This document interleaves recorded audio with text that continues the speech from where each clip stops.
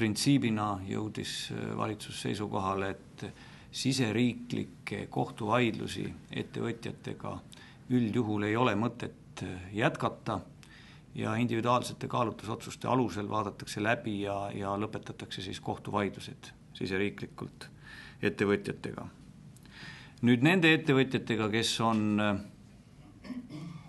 oma trahvi tasunud vabatahtlikult ja ei ole kohtusse läinud või on tasunud trahvi kohtuotsuse alusel, juba jõustunud kohtuotsuse alusel, siis ettevõtjate taotluste alusel vaadatakse läbi tasutud summad ja välja makstud trahvid. Nii et kõik ettevõtjad, kes siis on juba tasunud ja ei ole vaidlustanud või kohtuotsuse alusel on selle summa ära tasunud riigile, peavad individuaalselt tegema taotluse ja selle alusel me vaatame läbi. Põllumajandusministeeriumil on kohustus siis Euroopa Komisjoniga läbi rääkida, et taotleda tagasi muude laovarude määratud trahv Eesti riigile. Selle aluseks on ka juba olemas Euroopa Kohtu jõustunud otsus. Selle kirja me oleme Euroopa Komisjonile teinud, vastust tänaseks veel saanud ei ole.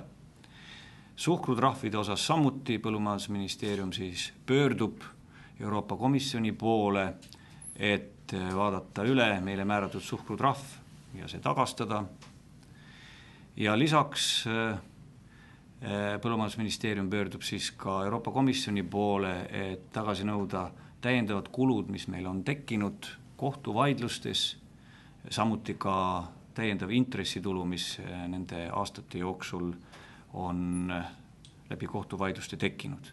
Ma võin kinnitada, et kui Eesti riik saab Euroopa Komisjonilt tagasi nii trahvid kui ka intressikulud, siis Eesti riik kindlasti hüvitab need ka ettevõtjatele. Me kindlasti ei käitu nii, et soovime vahelt saada mingisugust liigkasu.